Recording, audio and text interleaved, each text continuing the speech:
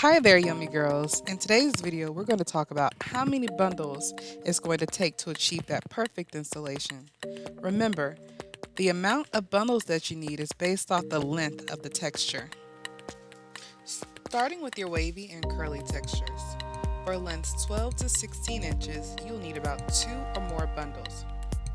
For lengths 18 to 22 inches, you'll need about 3 or more bundles. 24 to 28, you'll need about 4 or more bundles. Now for our straight textures. For lengths 12 to 14 inches, you'll need about 2 or more bundles. For 16 to 18 inches, you'll need 3 or more bundles. For 20 to 24 inches, you'll need 4 or more bundles. For 26 and more, girl, you need about 5 or more bundles. And don't forget your closure for that final polished look. Girl, we want to make sure we get you all the way together. So if you have any more questions, feel free to contact us at support@yummyextensions.com. And for more videos like this, be sure to like, follow, and subscribe.